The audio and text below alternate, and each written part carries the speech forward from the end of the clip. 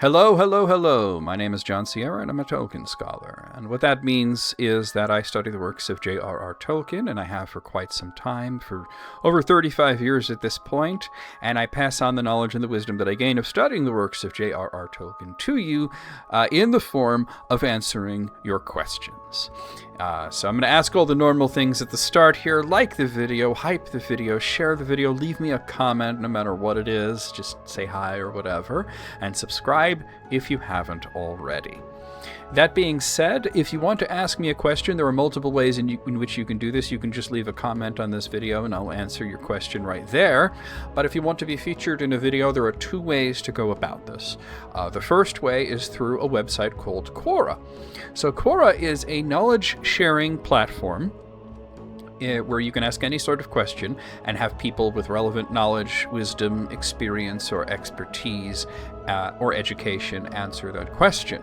And I will answer you there, and then it will become part of the video. And if you don't want to use Quora, you can ask right here on YouTube. You have to do this through the mobile app for some reason. It's not something that's available with on the website version of YouTube for some reason. But what you want to do is on the mobile app, go to my channel and click the little button that says, I think it says something like view the community or join the community or something like that. There's a little video that pops up when I say this, so it's okay.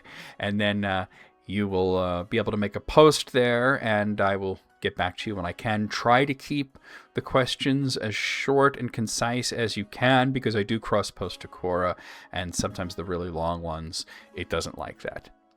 So anyway, we have 10 questions for you guys today, which is the normal amount. It actually came through as 9. There's going to be 9 segments, but the last question that we're going to get to is actually 2 questions. So I was like, well, that can count as our 10th question there, since it was a related question, but definitely a separate question. But we'd like to start with a reading. So I have the History of Middle-earth Part 2 right here, and we're going to be reading from the History of Middle-earth Book 7, which is the Treason of Isengard.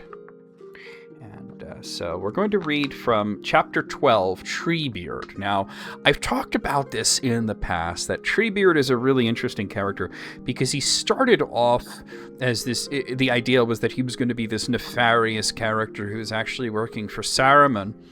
And then later on, Tolkien got it in his head that he wanted to base the personality of Treebeard on a good friend of his, C.S. Lewis, who talked very loudly and very slowly, and he would take these long strides, and it would sort of take him forever to say anything, I guess.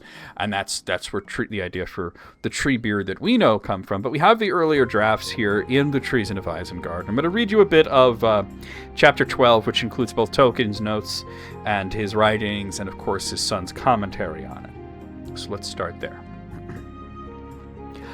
Of giant Treebeard there have been many mentions in the outlines scattered through the early texts of The Lord of the Rings, but there was nothing in any of them to prepare for the reality when he should finally appear. My father said years later, letters number 180, 14th January 1956, I have long ceased to invent. I wait till I seem to know what really happened, or till it writes itself. Thus, though I knew for years that Frodo would run into a tree adventure somewhere far down the great river, I have no recollection of inventing Ents. I came at last to the point and wrote the Treebeard chapter without any recollection of previous thought, just as it is now. This testimony is fully borne out by the original text. Treebeard did indeed very largely write itself. The testimony is fully borne out by the original... First, however, there is a page of penciled notes of much interest, but with various puzzling features. I give here this text exactly as it stands and postpone discussion of it till the end. Did first Lord of the Elves make tree folk in order to or through trying to understand trees? Gimli and Legolas go with Trotter and Boromir. It must be Merry and Pippin who find Gandalf. Notes for Treebeard. In some ways, rather stupid. Are the tree folk lone walkers? Hinau that have gone tree-like, or trees that have become Hinau? Treebeard might be moveless, but there are some notes first. There are very few left, not enough room. Time was when a fellow could walk and sing all day and hear no more than the echo of his voice in the mountains. Difference between trolls, stone inhabited by goblin spirits, stone giants, and the tree folk, Ents. Treebeard is anxious for news. He never hears much, but he smells things in the air. Prefers breath from south and west of the sea. Too much east wind these days. He is bothered about Saruman, a machine-minded man, fondest of Gandalf, very upset at news of his fall. Only one of the wizards who understands trees. Tells how the horse masters have ridden away south, leaving land empty. There are only 3 of us left, myself and Skinbark and Leaflock. Written above in ink, Fangorn, Fladrib, Fladrith, Finglis. Saruman has got hold of Skinbark. He went off to Isengard some time ago. Leaflock has gone treeish. He seldom comes into the hills, has taken to standing half asleep all through the summer with the deep grass of the meadows round his knees. Covered with leaves he is, wakes up a bit in winter, maybe somewhere about. Treebeard offers to take them across Rohan, to or towards Minas Tirith. Treebeard smells war. They see a battle of wolf riders, Saruman, and the horse masters, wild flowing hair and little bows. How do they meet Gandalf? It should really be Sam or Frodo who saw the vision in the mirror of Galadriel. A possible return of Gandalf would be as an old bent beggar with a battered hat coming to gates of Minas Tirith. He is let in. After at siege's darkest hour, when outer walls have fallen, he throws off cloak and stands up, white. He leads sortie, or he comes with horses of Rohan, riding out. Shadowfax. Another possibility. Cut out rescue of Frodo by Sam. Let Sam get lost and meet Gandalf and have adventures getting into Minas Tirith. But it was Frodo saw visions of Gandalf. Also Sam saw a vision of Frodo lying under dark cliff, pale, and of himself on a winding stair. The winding stair must be cut into rocks and go up from Golgoroth to Watchtower. Cut out Minas Morgul. Trotter sends Legolas and Gimli with Boromir to Minas Tirith. He himself wanders looking for the hobbits. He meets Gandalf. He is tempted but forsakes his ambition. What are Treebeard and Ents to do about Saruman? Seek help of Rohirroth?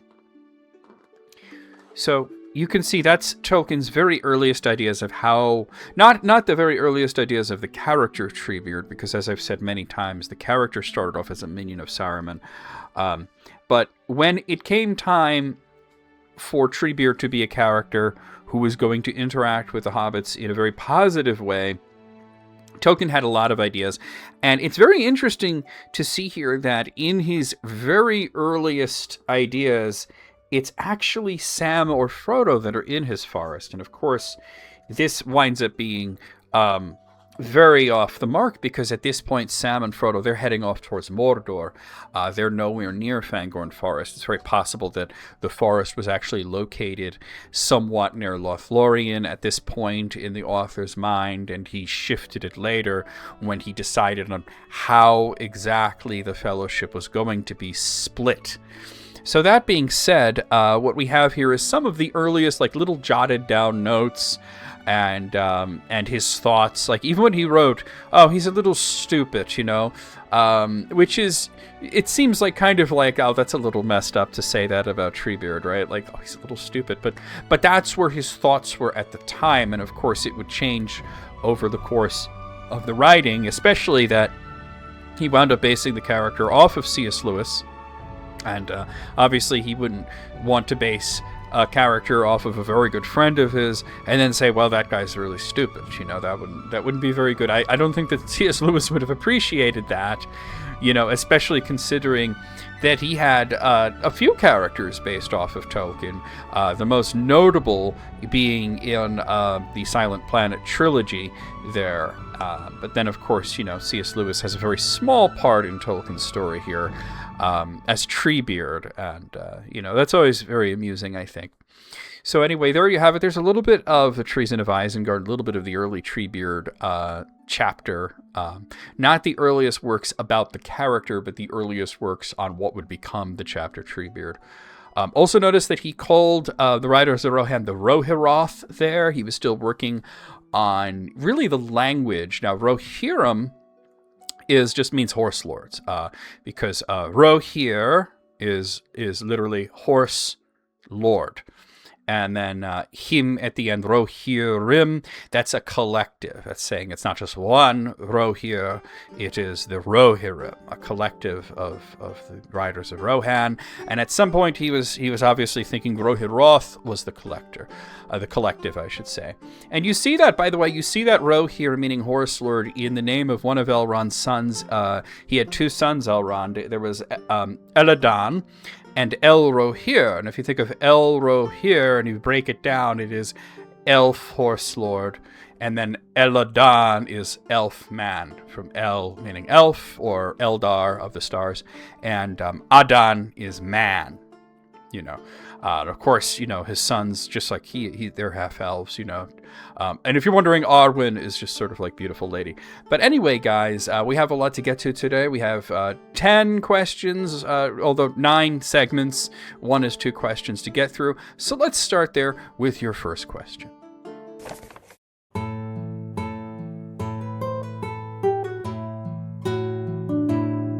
Question comes in by the request of Barry Barnett, who asks, how long ago would you say that the seemingly medieval events of The Lord of the Rings occurred? And of course, one can count the years backwards to the Ainu Lindala. But what period in European history do you consider to be the culture of The Lord of the Rings? Oh, okay. So here's the thing. There is nothing medieval about The Lord of the Rings. Repeat after me. The Lord of the Rings is not medieval fantasy. And then I want you to just keep saying that over and over again, like it's a mantra, like it really means something to you. This is really, it's just such a common fallacy, that anything that's written that has swords or kings or dragons gets lumped into this category of medieval fantasy and then gets compared to the medieval period, and people start to say, well, this is accurate and that's not accurate, and such. Tolkien never set out to write medieval fantasy, nor does anything in The Lord of the Rings coincide with any real history, European or otherwise. In Tolkien stories, including The Lord of the Rings, are what we call high fantasy, which he defined as purged of the gross and fit for the more adult mind of a land now long steeped in poetry. The Lord of the Rings, and especially its backstories, which are found in the Silmarillion and its satellite stories, are mythology as well, or in the author's own words, a more or less connected myth. Tolkien also wrote an essay about fairy stories. So he also wrote fairy stories, and we see these outside the legendarium stories like Roverandom or Farmer Giles of Ham, but also we see that in The Hobbit, and we see it in the earliest versions of Beren and Luthien. The author's long and detailed definition of what constitutes a fairy story is found in his essay on fairy stories, which I highly recommend you read. And that can be found in various collections of those shorter works. The one that I happen to have here is called The Tolkien Reader. That contains many of his short stuff, including on fairy stories. But he doesn't only define fairy stories as, okay, these are the elements of a fairy story, but also this is what makes a fairy story different from other types of fantasy, such as a traveler's tale, an example of which would be something like Gulliver's Travels, or a dream story, which would be something like Alice's Adventures in Wonderland and its sequel. So The Lord of the Rings, it doesn't coincide with European history. It literally is European history. It's just a fictional, mythical history rather than a factual one. Unlike some other books that come out that are in the zeitgeist, that are based off of certain events, like, say, like a series of books based off of the Wars of the Roses, for example. The Lord of the Rings is not based on any real conflict, and as a matter of fact, if you have anything other than the first edition, which you probably do, of The Lord of the Rings, and you open up the Fellowship of the Ring and you read the foreword, he tells you it's not based on anything real. It's completely fantasy. It's not meant to be topical. It's not meant to be allegorical. And that's really important to understand going forward, because everybody sorts of says, oh, it's about World War I, and the book itself tells you, no, it's not. It's very much not. And he even writes a little bit to tell you, if I did base it off of the World Wars, it would be very different. And here's a few examples of how it would be different. So that being said, there are some people out there that, and I saw this very recently in an article, that people want to give accurate dates for all of the events based on comparing the event of the Akalabeth to Plato's Fall of Atlantis, because they pretty much are very similar. Even Akalabeth is about the fall of Numenor, and one of the translations of Numenor, if you say it differently, it's Atalanta, which actually was a coincidence, but Tolkien was very happy when he realized it sounded like Atlantis, because he based it off of Atlantis. And if you line up when Plato said Atlantis fell, and we have to keep in mind that Plato was being hypothetical, he wasn't really saying that there was an Atlantis, but if you line up when he said Atlantis fell with when the Akalabeth happened, you can extrapolate then the points in history that Tolkien's myth takes place. But here's the crazy thing about it. They're still nowhere near the medieval period, because the Lord of the Rings would still be in the BCE era, nowhere near the medieval era. I think that Tolkien would actually appreciate that it lines up that way, and he would have been aware of that, I think, even, because it would go through his own thoughts that it's a pre-Christian world. So that's really important to keep an eye on. If it was a medieval period, Middle-earth would be very, very different in terms of its culture. So I would say that, there really isn't a real period in European history that's anything like The Lord of the Rings. And The Lord of the Rings is not like anything from real medieval history in terms of just the culture of the people, not, of course, the events. All right, let's move on to the next question.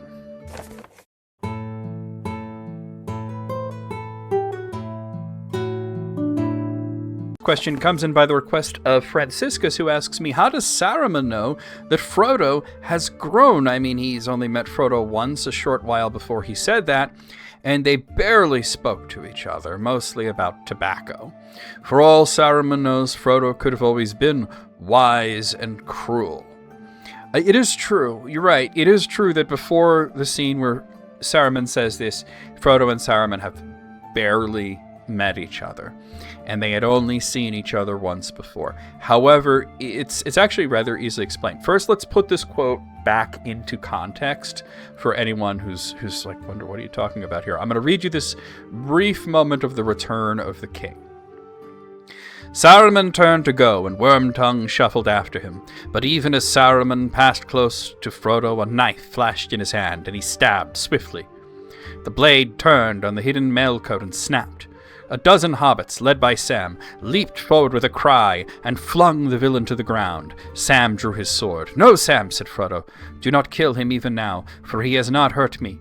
And in any case, I do not wish him to be slain in this evil mood.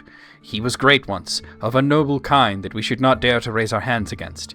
He is fallen, and his cure is beyond us, but I would still spare him in the hopes that he may find it." Saruman rose to his feet and stared at Frodo. There was a strange look in his eyes of mingled wonder and respect and hatred. "You have grown, halfling," he said. "Yes, you have grown very much. You are wise and cruel. You have robbed my revenge of sweetness, and now I must go hence in bitterness, in debt to your memory. I hate it, and you. Well, I go, and will trouble you no more, but do not expect me to wish you health and long life. You have neither. But that is not my doing, I merely foretell." Now, and we're actually going to come back to that part of that later on in the episode today. But now we know how much Frodo has grown in wisdom, though I don't agree with Saruman that he has grown in cruelty. This is just Saruman being Saruman. He is easily the most petty-minded character in the book. Now, there are a few easy explanations that I just don't buy, chief of which is that some people would say, well, Saruman, he can't tell one hobbit from another.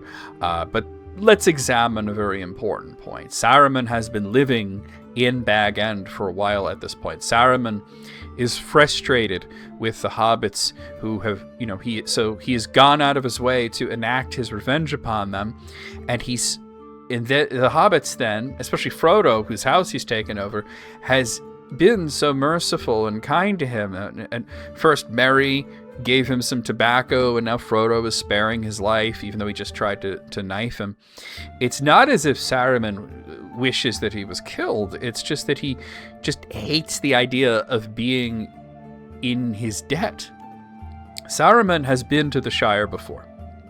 He used to go in disguise, and a lot of times he was actually mistaken for Gandalf by the locals, but until he just found going there to be beneath him, and he would send spies instead. His spies and his agents have been in the Shire since before Frodo left on his journey, possibly even before Bilbo's 111th birthday party. He doesn't know Frodo personally, but he knows of Frodo, and what he heard was mostly filtered through people who just didn't like Frodo very much, like Lotho Sackville Baggins, for example. Now, you'd wonder, why would he take up residence in Bag End specifically instead of somewhere more important to the Shire culture like Michel Delving? Obviously, Lotho was there, and Lotho was his guy until Saruman had him disposed of, but he wanted revenge specifically on Frodo due to the destruction of the One Ring, something that he stated earlier was a great evil, mostly due to the fact that it just ruined his plans to become the next Sauron. Saruman sees Frodo as Gandalf's pawn, who ruined his plan, and not a guy who has agency of his own. And he states this actually pretty openly. He mocked Frodo and the other hobbits for doing Gandalf's bidding and then being discarded by the wizard, believing that without Gandalf they were nothing. Frodo's showing wisdom really shakes him and bothers him. Someone that he once saw as being so low and so below him was now someone that he owes his life to, which he finds both wise and cruel. All right, let's move on to the next question.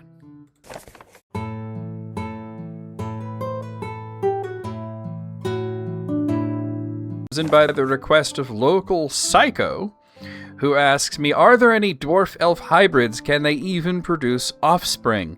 Okay, so sorry to the Toriel Killy people, but there has never been a dwarf and elf romance in Tolkien's work. And even if there was, it is highly unlikely that they would be able to produce offspring. We see examples of elves and men getting together, getting married, and having children, though it is exceedingly rare. The only instances would be Beren and Luthien, and he died, and then he was resurrected by Ilúvatar, and then she gave up her mortality to be with him. Then there was also Turin Idril. Ilúvatar made him immortal in that case. There was Dior and Nimloth. He was already a half-elf. There was Imrazor and Mithrilis, and she ran out on him after 2 children. And then finally there was Aragorn and Arwen, and she was already a half-elf. It is very possible there are others that we just don't hear about simply because it would be some random guy and some random elf, possibly a Cinda, Raven, and Avar, who were unimportant to the overall story and whose story was never chronicled by anybody. But the fact is, it is rare because mortals die. Tolkien bent over backwards to try to not make these instances tragic. Though there is a bittersweet quality to Arwen and Luthien giving up their places in the Undying Lands with their families, and Mithrilis, her disappearance is unexplained. These issues highlight the important issue. Mortals die, elves don't. But the reason that they can get together and have children at all of these couples having at least one child, is because despite the spiritual difference between elves and men, there is no physiological difference between elves and men other than the elves just being more beautiful. Elves and men are, simply put, they are the same species. They are the children of Ilúvatar. Dwarves are different. They were not made by Ilúvatar. They were made by Aula. And while they can reproduce with each other, of course, even that was a whole ordeal. There is a very curious and unexplained gender ratio in the dwarves. They are 66% male. The low amount of female dwarves is coupled with the fact that their mating custom demands that the female dwarf be the one that makes the first move, as she will choose one mate within her life and only one. If he is uninterested, or he's already taken, or if he dies, that's it. That's why there are just so many unmarried dwarves out there. I mean, think of it this way. There are 14 important named dwarves in The Hobbit. And out of them, out of Thorin's party, the only one that was ever confirmed to have any children was Glorfindel, who had a son named Gimli. And then the outside of that, the 14th would be Dain the Second Ironfoot. He had a son named Thorin the Third Stonehelm. So it seems more dwarves go unmarried than ones that do, and they certainly don't get with elves for a few reasons. For one, they are not the same species, and thus they would not be able to produce offspring. Or if they did, the offspring would likely be sterile. For another, elves just don't find dwarves to be attractive. If a dwarf woman decides to latch herself onto an elf man, at the very least it would be a polite but firm no. If a dwarf man fancies an elf, like Gimli and Galadriel, she would be the one that would have to make a move. He's not going to make a move on her because dwarven men don't do that. And of course that wouldn't happen due to the fact that, as I mentioned, the elves, they think the dwarves are unlovely, and in Galadriel's case, she was already quite happily married. The idea of adding an important Lady Cinda to the Hobbit films was not in and of itself a bad idea, but shoehorning a romance of any type into the Hobbit was a really bad idea. Evangeline Lilly, the actress who played Tauriel, she knew this, and essentially she got tricked into taking the role. They told her there wasn't going to be a romance in it, and then there was. Of course, they made it worse by having Legolas be the one to pine after her, and then she latches onto Kili, and anyone who's read the book knows that Kili does not survive. There wasn't a lot of reason to do that other than to just, make The Hobbit really long. There were a lot of issues with the treatment of The Hobbit in the films, but this was, I think, the most egregious. So, and that's why we get questions like this, because not a lot of people before were wondering about that, and now everybody's like, whoa, can that happen? And there have been a few people like, well, what about hobbits? Because hobbits sort of look like they could be dwarf and elf hybrids, but they're not. They're derived from men, actually. They're not derived from dwarves or elves, so there is that. All right, let's move on to the next question.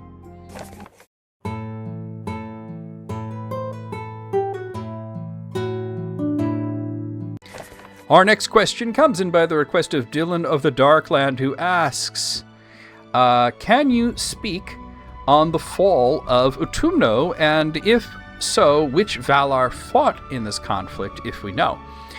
So I think we're meant to understand that it was actually all of the Valar that assailed Utumno, while we think mostly of Tolkien and Oroma as those who opposed Melkor physically, as their names are mentioned, with Melkor quailing before the sound of Oroma's Hon Valaroma and Tolkis's booming laughter. That's just the very last part of the war. All of the Valar fought in it. Most of the detail of this is actually not found in the Silmarillion. The Silmarillion's account of it is very brief because it's the elvish account, and they didn't know much about that war. They were sort of sheltered from it. But Morgoth's Ring is the book, actually, that gives us a lot of detail. And it always uses the collective term, the Valar, in quotes, regarding their struggles against Utumno. So I'm going to give you some of the most relevant passages here from Morgoth's Ring. Melkor met the onset of the Valar on the northwest of Middle-earth, and all that region was much broken. But this first victory of the hosts of the west was swift and easy, and the servants of Melkor fled then before to Utumno. Then the Valar marched over Middle-earth, and they set guard over Cuiviénen, and therefore the Quendi knew naught of the great war of the gods, save that the earth shook and groaned beneath them, and the waters were moved. And in the north there were lights as if many fires. But after 2 years, the Valar passed into the far north and began the long siege of Utumno. That siege was long and grievous, and many battles were fought before its gates, of which naught but the rumour is known to the Quendi. Middle-earth was sorely shaken in that time, and the great sea that sundered it from Aemon grew wide and deep, and the lands of the far north were all made desolate in those days, and so have ever remained. For there Utumno was delved exceedingly deep, and its pits and caverns reached out far beneath the earth, and they were filled with fires and with great hosts of the servants of Melkor.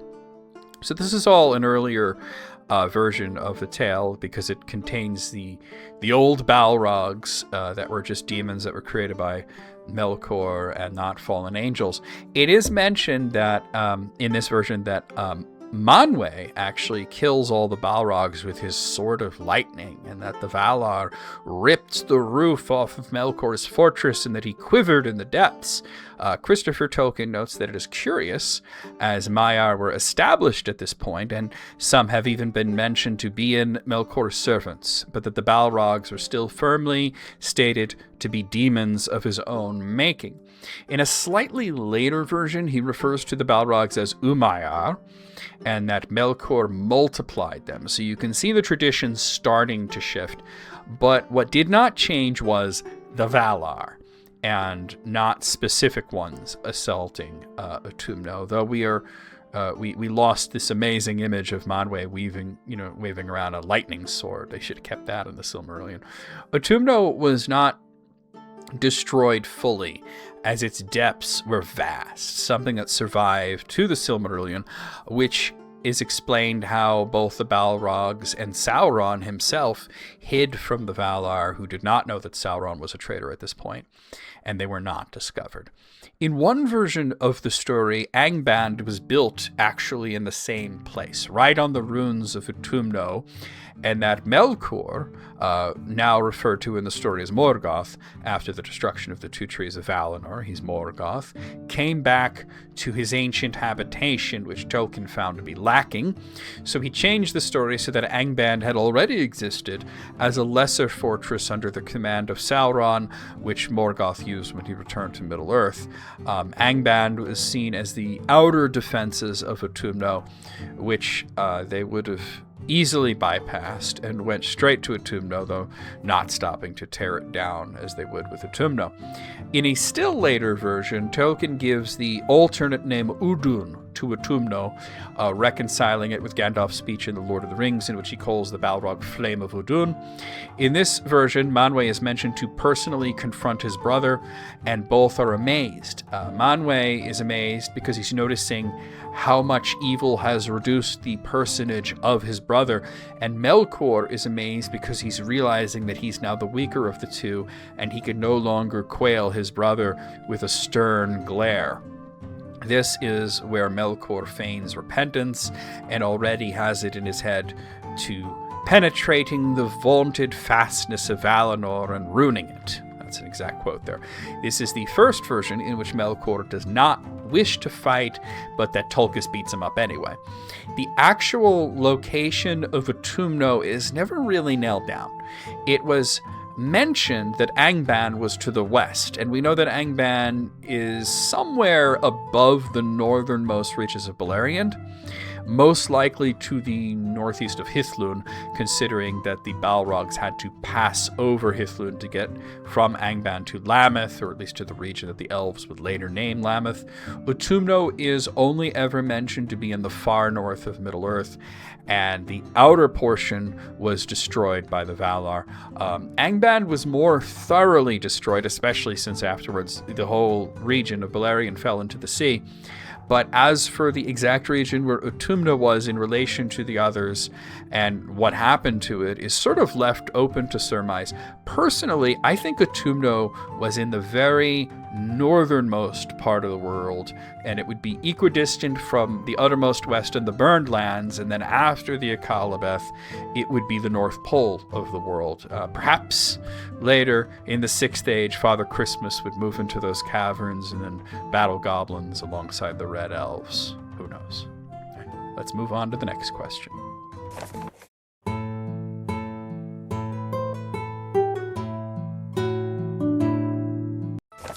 Our next question comes in anonymously, and it says, how did Fingolfin's sword Ringil manage to wound Morgoth? Was it due to its construction or Fingolfin's skill in exploiting weaknesses?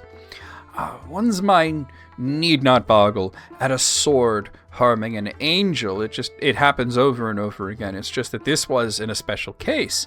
Though the bodies of the Ainur are not really them, they are spirits wearing bodies like clothes. That doesn't mean that these bodies can't be harmed, and that harm to those bodies doesn't harm them. They can discard or dissipate their bodies with no reduction to themselves or harm, but that doesn't mean that they're invincible. Sauron, for example, he has a body that was destroyed in the Akalabeth, but he had to travel back to Middle-earth as a malevolent wind, but he was still hurt by the ordeal, so hurt that he could no longer make himself appear beautiful. When Huan clamped his jaws down on Sauron in the Book Baron and Luthien, he shape-shifted rapidly, changing form with no harm to himself, but the jaws of the Hound of Valinor still harmed him. When he was released, he became a vampire, and he flew away with blood dripping down from him and painting the trees scarlet. So think of it this way. If an Ainu like Sauron is like a person wearing clothes, think of yourself sitting there wearing whatever it is that you're wearing. If someone puts a sword through you, it's going to damage your clothes, and it's going to damage what the clothes are draped over as well. Being able to take off your clothes and burn them without getting hurt doesn't mean that being set on fire while you're in your clothes means you're okay. But with Morgoth, he was actually incarnate at this point. He had become stuck in his body. Tolkien described that this Dark Lord body that he took when he first went out to speak with Ungoliant became his prison, but he was still beloved to him. Thus, he was even more vulnerable. He could even die. This is why, when Ungoliant latched on to him, he feared for his own life and he called the Balrogs. It's why the wounds that he received from Ringil hurt him, especially the one on his foot gave him a permanent limp, not to mention the scars that he bore from Thorondor clawing at his face. So while Ringil was almost certainly a magnificent sword with absolutely fantastic magical abilities, that wasn't the point here. The point was that in this moment, Morgoth was as vulnerable as, say, Saruman was when Grima the Wormtongue cut his throat. All right, let's move on to the next question.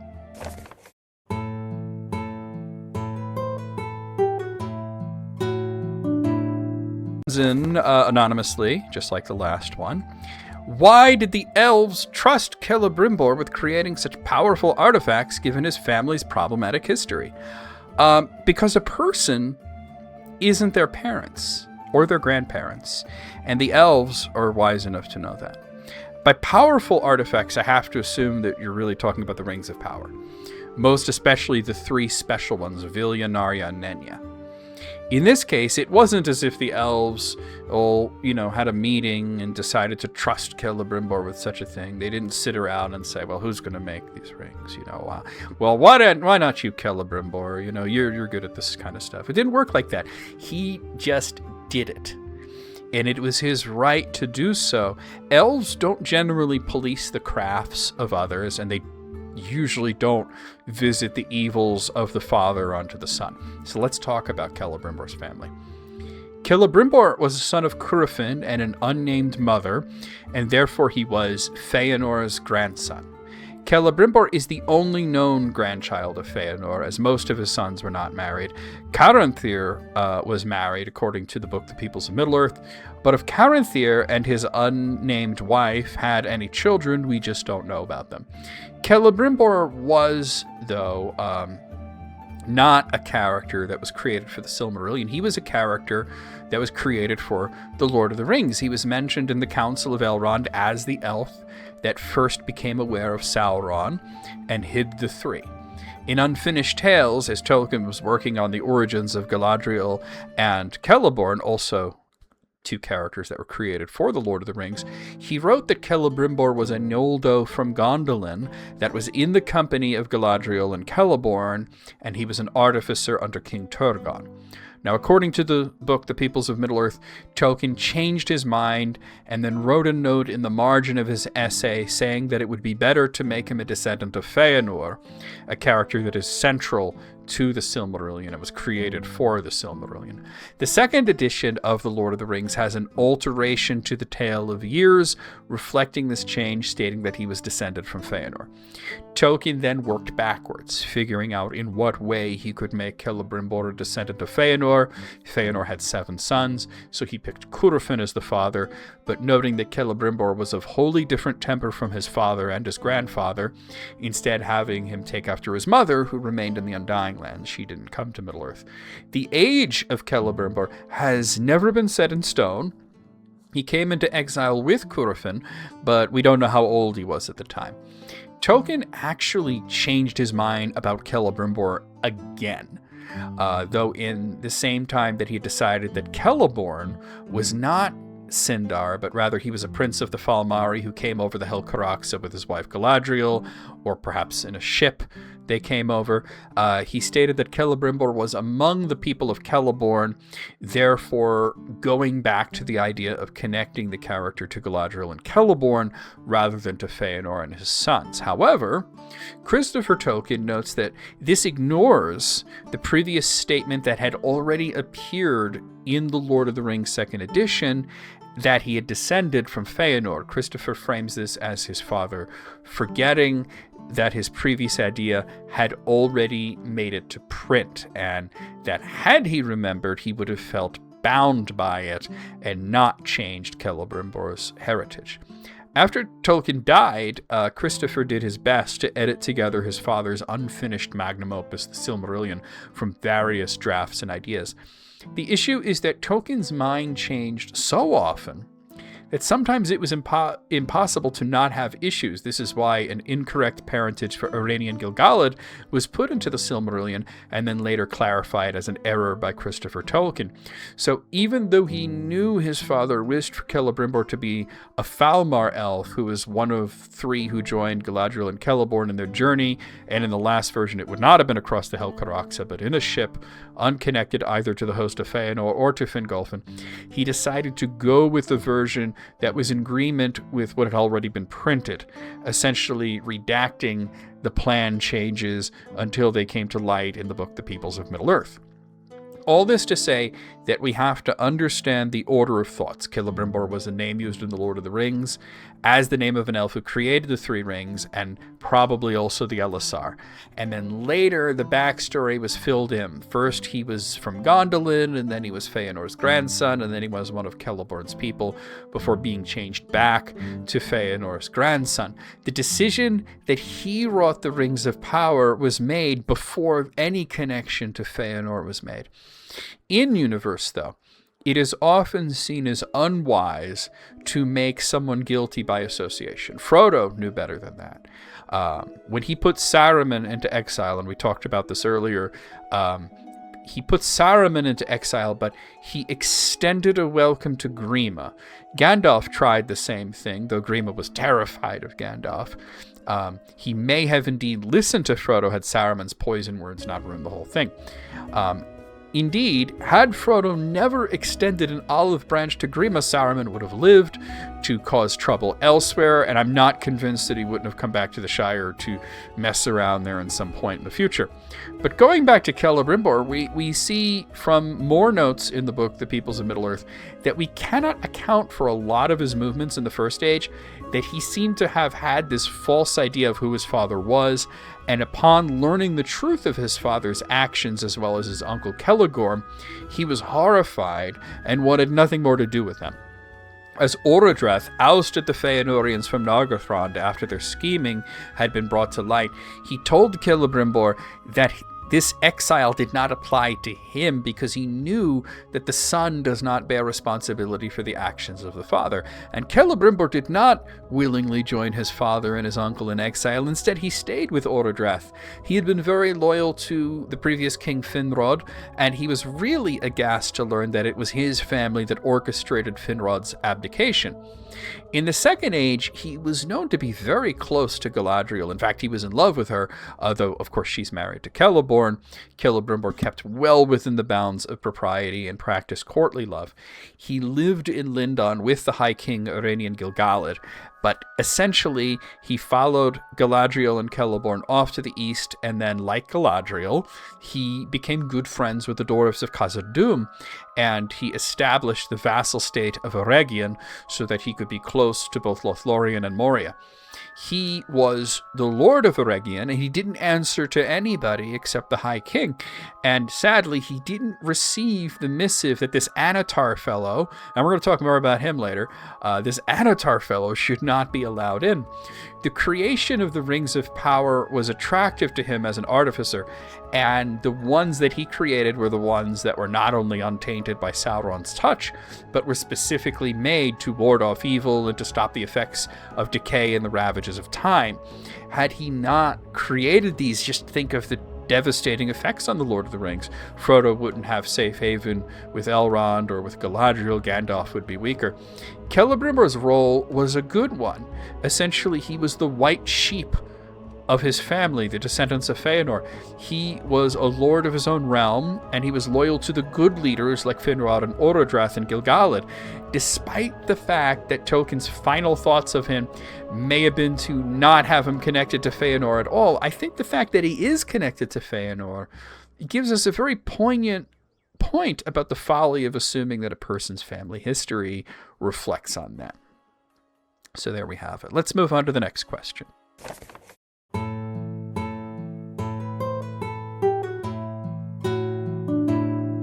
By the request of the Oski Boski, who asks, why did Annatar cry? Fan theory.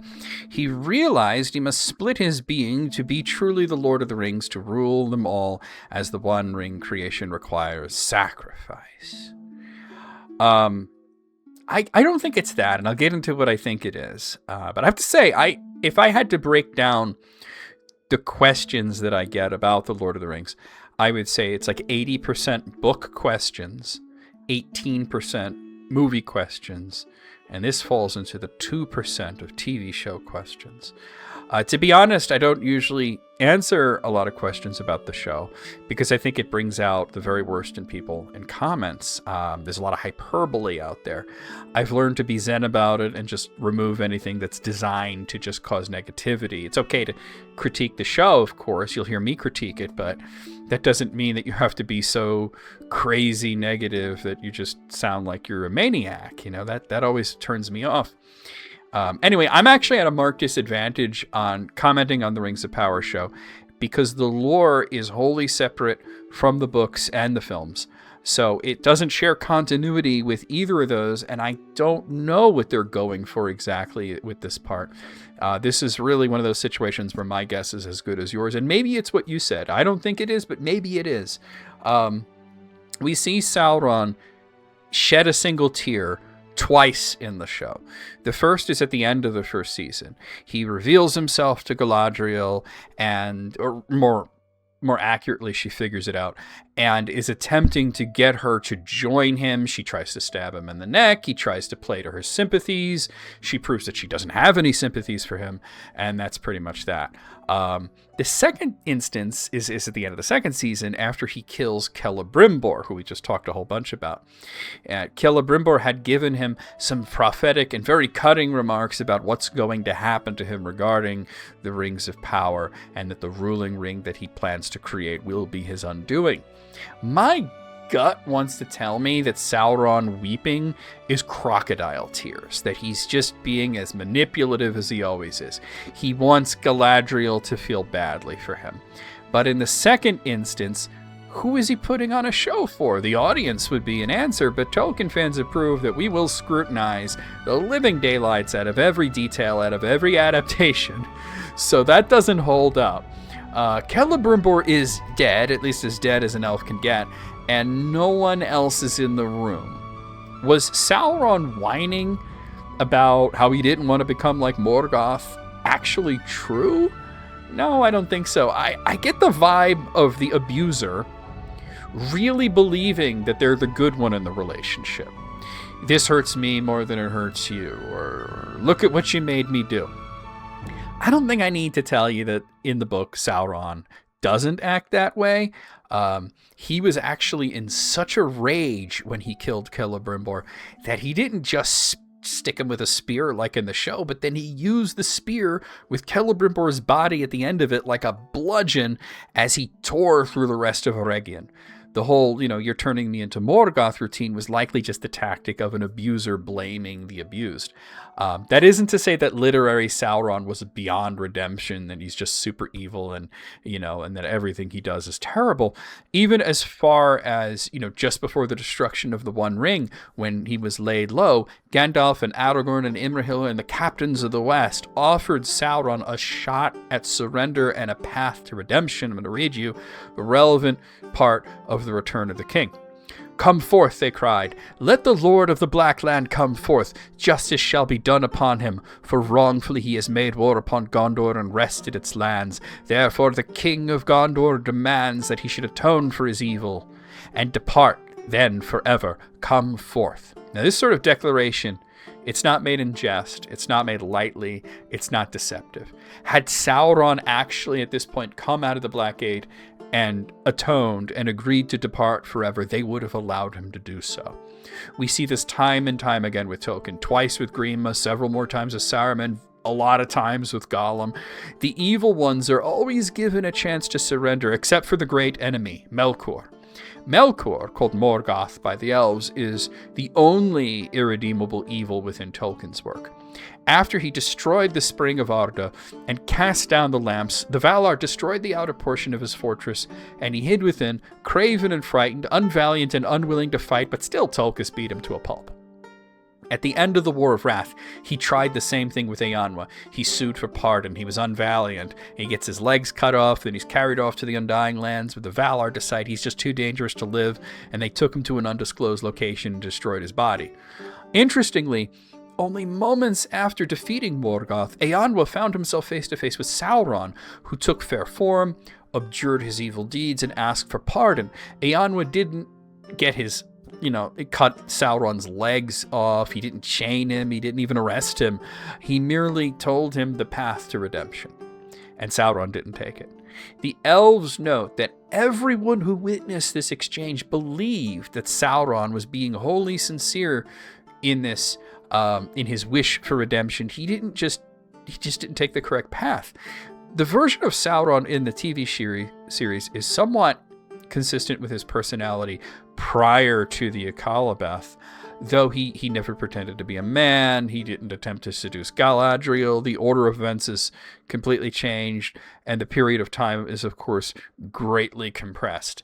I could go on about all the things that were changed, but that's beyond the scope of the question. Regardless of how many events they got wrong, they got Sauron somewhat right. He can be manipulative, he can be smarmy, he can appear vulnerable, he can cry crocodile tears, he can twist the truth so much that it's nearly a lie, and when he outright does lie, he's really good at it. He's the exact type of person to reverse the situation and blame the people that he's doing terrible things to for the things that he's doing, and he even somewhat believes it. Sauron did not embrace being evil until after the destruction of Numenor. Having God smite you directly and take away your ability to appear beautiful is going to make Sauron go down one of two paths. Either he's going to realize that he's been evil and finally take that path to redemption, or he's going to realize that he's been evil and then lean into it, and we all know that's what he did. So my best guess, and it really is only a guess, unless somebody out there that's involved with the production of this scene wants to comment on it, I think Sauron shedding a tear after killing Celebrimbor is not for anyone's benefit, because no one's watching. He's evil, but that doesn't mean he doesn't have emotions. Let's examine the words of Frodo speaking about Saruman. I know I read this part earlier, but it's relevant once again. "No, Sam," said Frodo, "do not kill him even now, for he has not hurt me, and in any case I do not wish to see him slain in this evil mood. He was great once, of a noble kind that we should not dare to raise our hands against. He is fallen and his cure is beyond us, but I would still spare him in the hope that he may find it." So Frodo's whole vibe of your fate is not mine to choose, it's very similar to Eanwa. Eanwa was surely given the authority to fight Morgoth, to harm Morgoth, to chain Morgoth, but he didn't have the authority to dole out forgiveness to anyone. When Sauron comes asking for forgiveness, he's told, you have to go to Manwë. Saruman, in the scene with Frodo, he feels every bit of what Frodo has done to him, and it's said that he feels a mixture of wonder and respect and hatred. The Maiar, even the bad ones, they do have emotions. But what was Sauron feeling when he shed his tear? Who even knows? I believe it is merely to illustrate what I have illustrated here, that Sauron is complicated. He's not the one-note evil lord that you might think of from The Lord of the Rings, which is a story that's named after him but isn't really about him. The Rings of Power, that's not the show, but the story, which Tolkien's son changed it to, of the Rings of Power in the Third Age, it's about Sauron, but it's from the elvish perspective. In The Lord of the Rings, we never got any hint about what Sauron's feeling, making him unique among the villains. We get a lot of what Saruman feels, what Gollum feels, what Grima feels. Even in The Hobbit, we get Smaug's emotions, even if he's just angry. The most Tolkien-accurate way that they could go with that, and I doubt they'll do this, but if they're watching this, please listen to me, you should, would be that Sauron is shedding a tear because he knows Celebrimbor's right. Celebrimbor was fearless to the end, and his painful last few hours and his horrible death don't erase the fact that he hurt Sauron in a much bigger way. It cuts hard, and he's going to lose, but he's in too deep, and he's committed too far to stop it. At least that's what he believes. It's not actually true. He could stop. He could still find redemption. He isn't Morgoth yet. There we have it. All right, let's move on to the next question.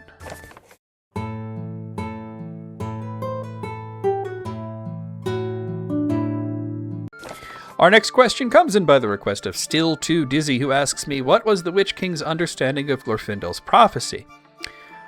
What was the Witch King's understanding of Glorfindel's prophecy? Take it away, Boromir. 0. Zilch. Nada. A lot of people make a connection between Glorfindel's prophecy as laid out in Appendix A and the Witch King's words in the film version of The Lord of the Rings, where he says, "You fool, no man can kill me, die now," while he's lifting Éowyn up by her throat, and then Merry stabs him. She whips off her helmet and says, "I am no man," and then stabs him in his invisible head, killing him. Of course, we're conflating one scene from the book with another from the film and making a connection that should not exist. Of course, Glorfindel spoke to Eärnur and said, "Far off yet is his doom, and not by the hand of man will he fall." In this, he is convincing Eärnur not to pursue the Witch King. The Nazgul Lord is not in this scene. He's already fled. He didn't hear Glorfindel's prophecy. What he says to Éowyn in the book is not the same as in the film.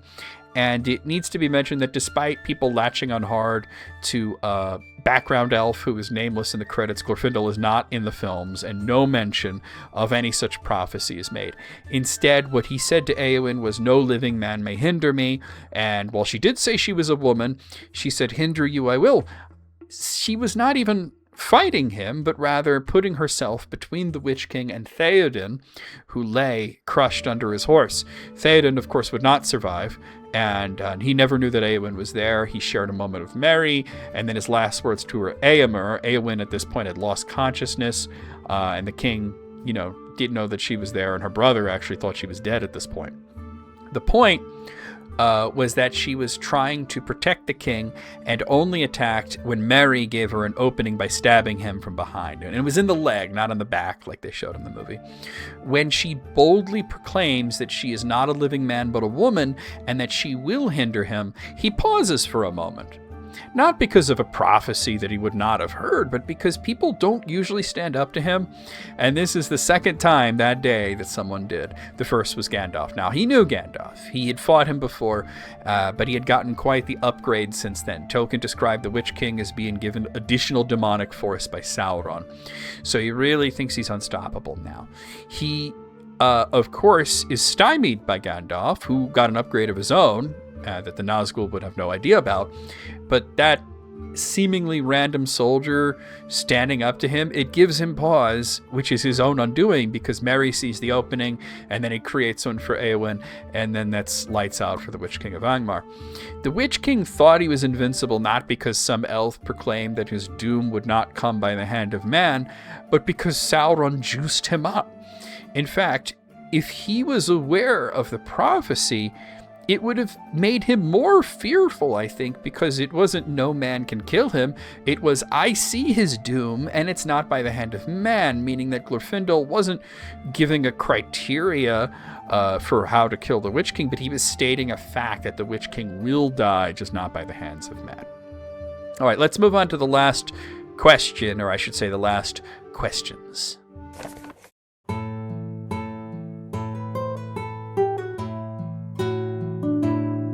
Our final question, or I should say our final questions, coming by the request of Richard Seymour, who asks, why did Sauron use an elvish script to inscribe the ring, and do the Maiar have a written language? So this is very much two wholly different questions in one, and that is fine. I'm going to treat this as two questions, but I'm going to tackle them in turn.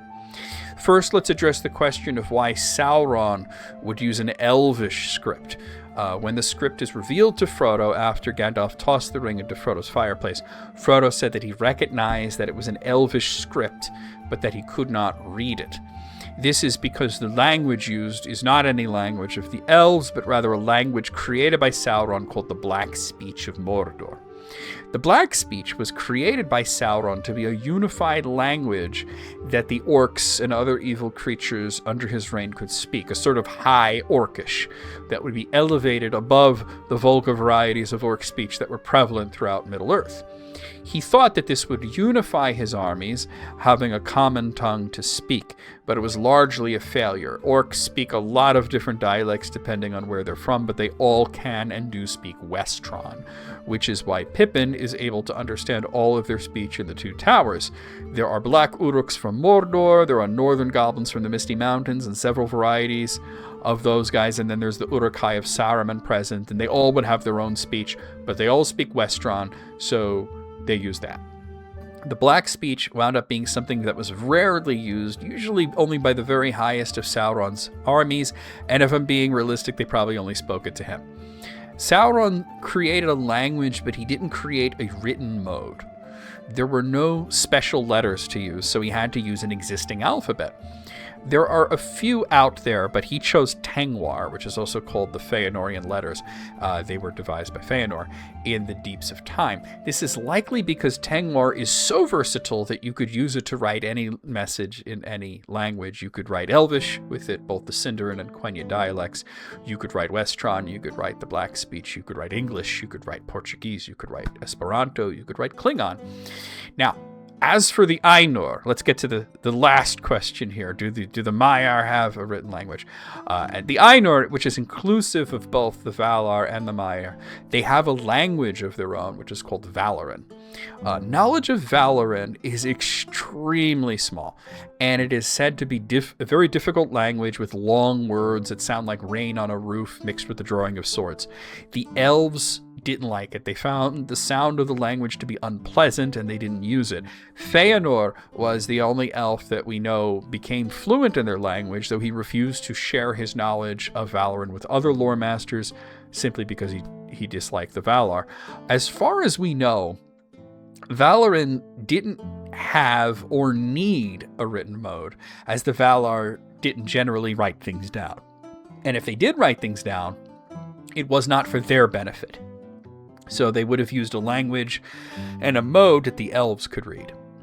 We know that Vaira, weave tapestries that depicted the history of the world. And in an earlier version of the Legendarium, she was not a Valar, but she was an elf who told the story of the Silmarillion along with her husband to Elfwine.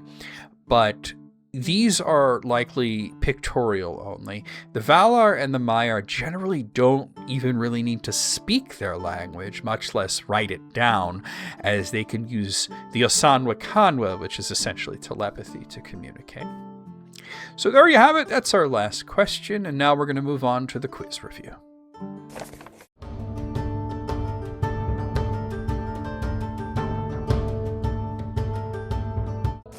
Okay, so last time I said to you guys, wow, you guys did really good on the quizzes. Let's try to step it up a little bit. Not to go crazy, right? I don't want it to be too difficult, but I wanted to step up the difficulty just a little bit to challenge you guys, because you guys were really, really killing it with the results here. Now, once again, I have not really looked at the results here. I have them up on my phone, and we're going to start here with the first one. Here we are. So here's our first one. Which of these is not another word for orc or goblin?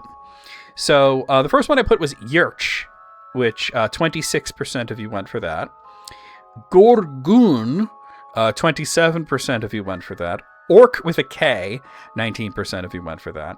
And Urk with a U-R-K, 29% of you went for that. That is the correct answer. So it's a very, very small plurality, a difference of 2% over Gorgun. Of course, Yurch is the Sindarin word. It's Urch, and then it's Yurch. It's really Yurch, but it's hard to do. That's the plural sound. It's actually used in the Fellowship of the Ring. Gorgun is what the Druidan call them. Orc with a K is the way that Tolkien preferred to spell it later on in life. So this was difficult, but you guys did get a small plurality there. Moving on here. Here's the second one. Which of these characters has never appeared in an adaptation? So 23% of you said Tom Bombadil. That's incorrect. He was in the Rings of Power TV show. 12% of you said Círdan. Also incorrect. He was in Peter Jackson's film, and he's in the Rings of Power. 39% of you said Fatty Bulger. No, he was in the Peter Jackson films, just only in the extended cut. 26% of you got it right. Glorfindel has never appeared in an adaptation. And I use the word appeared because he was in the BBC radio program. But he was not put in any visual representation of Tolkien's works, Glorfindel, as of yet. In the Peter Jackson film, his major part was cut out, and Arwen did what he was supposed to do. And then in going further back in the Ralph Bakshi version, he actually just put Legolas in that section there. So, you know. Okay. All right, here's our next one. So yeah, 26%. That's you got the plurality went to Fatty Bulger there. So. Which of these actors did not play more than one Tolkien role? So 3 of these had played more than one role, and one of them did not. So 22% of you thought it was Ian Holm. Of course, Ian Holm, he played the older version of Bilbo Baggins in The Lord of the Rings, but he also played Frodo in the BBC radio adaptation. So that's not it. 15% of you thought it was John Rhys Davis. He played Gimli in the Peter Jackson films, but he also played Treebeard.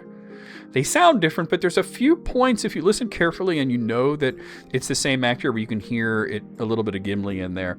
40% of you said Miranda Otto. That is correct. Miranda Otto was the narrator in The Lord of the Rings, The War of the Rohirrim, but she was narrating as Éowyn, so she's not playing a different role. And then finally, 24% of you said it was Billy Boyd. Billy Boyd and Dominic Monaghan were Pippin and Merry and Pippin, and they were in The War of the Rohirrim playing orcs. So the only 2 orcs in the movie. But there you have it. But 40% of you got it right. A good plurality there. So you guys did pretty well on that one. That was a tough one. All right, here's the next one. Now this one, I admit this is a little tough. I kind of gave you guys the answer to this one on one of my streams. I even said, I'm about to give you the wrong answer, so don't go for this. Who coined the phrase, where there's life, there's hope?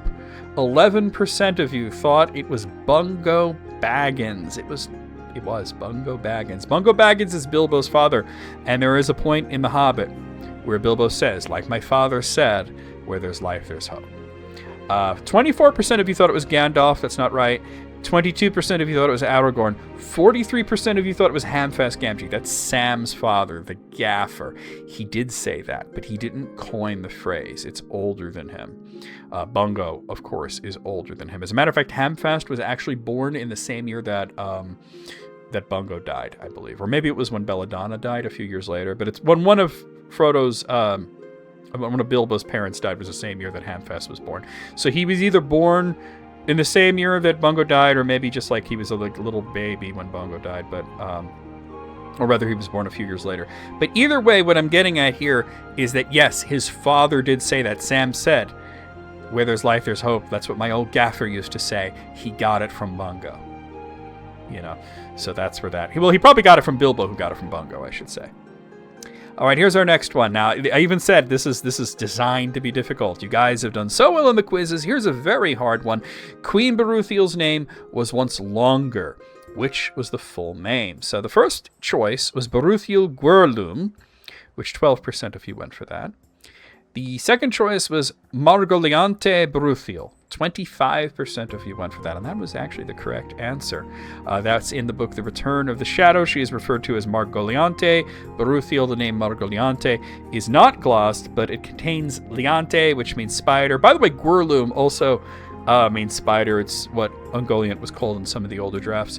16% of you thought it was Dungerthab Beruthiel. Nope. That's not it. And 48% of you, the plurality, thought it was Beruthiel Thuringwithil, which I realized I made a typo. I forgot the R in Thuringwithil. But sometimes I'm typing these up on my phone, too. But anyway, 25%. I mean, it wasn't in last place. It's in second place. So not too bad. You guys did okay, considering that I designed this one specifically to be as difficult as I could. All right, here's the next one. Which one of these is not one of Farmer Maggot's dogs? And I gave the answers as Grip, Claw, Fang, and Wolf. 25% of you thought Grip. 33% of you went for Claw. That's the correct answer. 14% of you said Fang. And 28% of you said Wolf. So yeah, there is no Fang. There was Grip, Fang, and Wolf were the three dogs that he had. We don't know. They're very unlikely, actually. They can't have been the same dogs that he threatened Frodo with, because he told Frodo, my dogs will eat you if you come back. But that would have been when Frodo was very young and when he lived in that area, which would meant he was 12 or younger. Now he's 50. So unless dogs live a really long time in the Shire, which I could see Tolkien doing something like that, but we never heard anything like that. Okay, and here's the last one. Sam's father's real name is Hamfast. Which of these is the meaning of it? So 33% of you thought it meant quick-witted. Of course, Samwise means half-wise or half-wit, as Tolkien said it, but no, that's not quite. That's why I put that in there. 36% of you said it was homebound. That's actually correct. We'll circle back to that in a moment.